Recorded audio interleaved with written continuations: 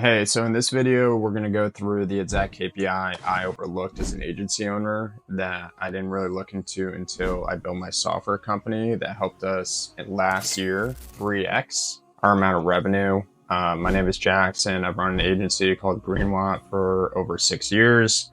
Our agency has done over 8 figures, and we really didn't start to scale as much as we should have until we implemented and used this as our main KPI in our whole entire agency. So I'm going to go into quick here on the laptop exactly what I'm talking about, how you can implement it into your agency, and how you can quickly see a scale in revenue just by implementing and using this as your one true KPI for your agency.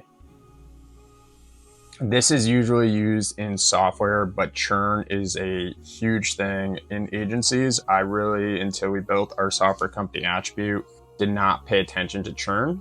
So the definition of churn, I'm sure you guys have heard of it, but I'm going to go through a scenario and why it's so important. And then I have another video, if you click the link below, that goes into how we basically solve this problem. But the churn definition is the rate at which customers stop using a product or service and discontinue their subscription or contracts, often measured as a percentage of customers lost over a specific period of time. So you can do churn, monthly churn, quarterly churn, yearly churn. You can calculate it a bunch of different ways. We usually look at monthly and then we look at yearly churn. It's something that we would calculate every once in a while, but we mostly looked at customers coming in, revenue, etc. But I'm going to show you exactly why focusing on this will help you scale, and how 2 exact agencies just with different churn, one will hit an asymptote of what they can actually ingest in revenue with the same amount of customers coming in, and the other continues to scale. The calculation for churn is lost customers divided by the total customers at the start of the period. So however many customers you have lost divided by the amount of customers times 100. That will give you your churn percentage. An example is a company starts the month with 1,000 customers, and by the end of the month, they have 50 customers that have left their service. So you take 50, which is the amount of customers that they've lost, divided by 1,000 times 100, which equals 5%. So they've had 5% churn for that specific month. So you can do the same thing on the yearly. You would just take all of the customers that you've lost within the year and the customers that you had within the year, and you do the same equation. Going into 2 examples that really show why this is so important and what made me realize from the software aspect, because everything in software, your monthly recurring revenue, the evaluation you could sell at is all based on churn pretty much. And then I took that learning and then I put it to the agency in the description of what we actually did to implement to lower the churn. But this is just an example of how important churn is. So we'll have 2 examples. The first scenario is you sign 5 clients, new clients each month at $10K a month, but your churn over the entire year, month to month, but it stays consistent, is 20%. And then we have scenario 2 where you sign 5 new clients per month at $10K a month, but instead of it at 20%, your churn is at 5% a year. So looking at the first month here, let's just stay on this scenario. First month you have 5 clients, right? So you make 50K. Second month, you now have 9 clients. You lost 20% of your clients to churn. So you're recouping 90K. Third month, you have 12 clients, 120K. It goes on and on and on. The important part to recognize here, as you get more clients, and I know you guys running agencies, you guys have dealt with this, is that as you've got more clients, it gets harder to keep those clients, right? You have more team members. There's more places that your system could break, that you're not giving the customer service or you're not giving the results that you'd wanted to these clients. So more clients fall off, right? That's why churn usually increases. If you dialed in your service and you actually have something that people want, you have a USP, you have product market fit. As you increase the amount of clients, typically you start to see an increase in churn. So you see here where it's basically increasing 40K, 30K, 20K, 20K, 10K, 10K. And this is the really important part. With churn, if you don't increase the amount on one side of the equation, which is new clients coming in, with a certain percentage of churn, you will now hit a revenue asymptote.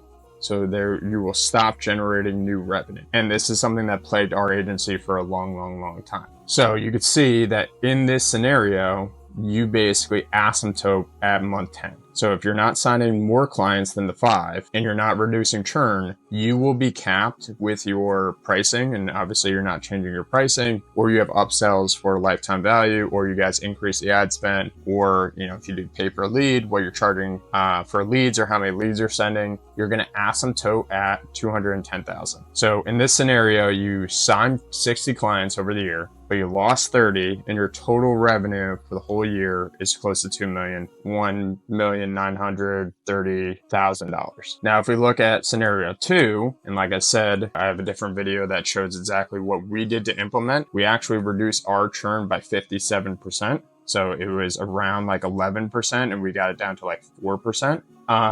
But this is a scenario where if we change the churn, we don't change the amount of clients you have coming in, we don't change the amount that you're charging per client, but if we just change the churn and more people stay for longer, this is how this works out. Is very similar to the other example. The first 2 months are basically the same. Month 1, 5 clients, 50K, 50K. Month 2, 9 clients, 90K. This is where it starts to, differentiate.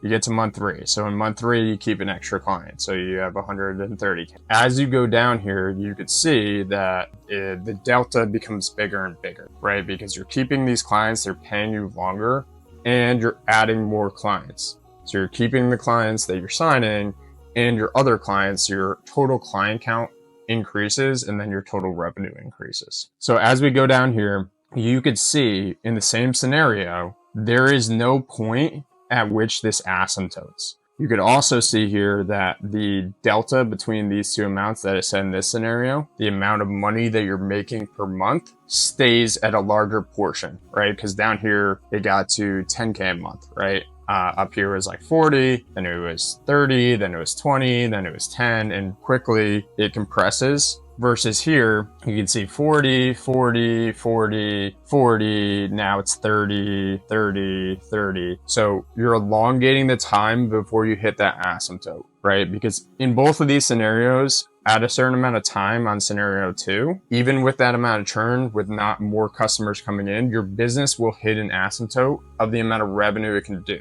even with a 5% churn. So there is a point at which this graph will be like this one, where there will be a revenue and it will just be the same amount of revenue every single month with the churn stable. And that's where you increase on the other end. Now, I'm sure you guys have heard of the leaky bucket thing. This is a very leaky bucket. This is also a leaky bucket, but it's less leaky. So as you fill in holes from your bucket and you keep more customers and you figure out how to keep more customers, not thinking about how you scale the customers, how you get more customers, just keeping them and fixing the back end first, the bottom of the funnel, this is how you actually scale. Now, I tried to do the other two. I tried to scale the big clients that we had to more revenue. That worked for a time period.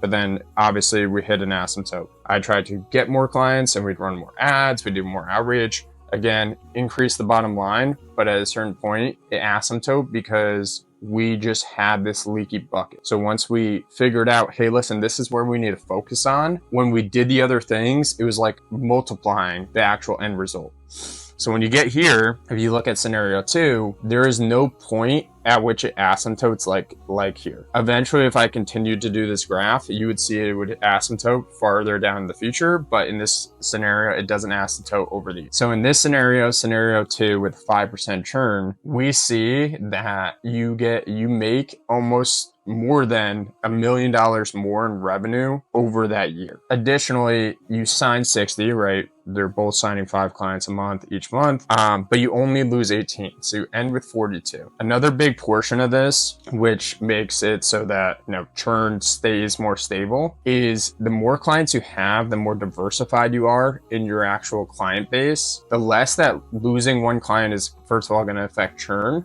percentage, but also the less that it's actually going to cause a significant impact in your revenue. If you guys charge 50K a month to one client and you lose that client, that's a lot more revenue than if you had that split up among 5 clients and you lost one client for 10K, but you had the other 4 paying you 40K, 10, for each. Once we figured this out, this helped us 3x in this last calendar year, our whole entire agency. Before that, we'd probably grow at like 20 to 50%. Once we figured this out and we figured out the exact things that we needed to do as an agency to decrease this, and that was our main KPI every day, every meeting we had, the results compounded month after month until we started to see the growth like this. So my suggestion would be anyone who runs an agency, like I said, there's going to be a video in the description below that goes into exactly what we implemented. And it's a lot of, like Alex Hormozi says, a lot of golden BBs, not one silver bullet. But if you start to focus on this metric like anything, you will start to see that you'll make improvements because, what you measure gets improved. And if you could fix this, all of the other things that you do, like running better ads, getting more leads, booking rate, show up rate, all the other stuff that you do in your business will be multiplied because all of that work and expense in the front end will continue to be more lifetime value in the back end. So I highly suggest look into this. If you want to watch the other video, please do. But this has been a huge game changer for our agency.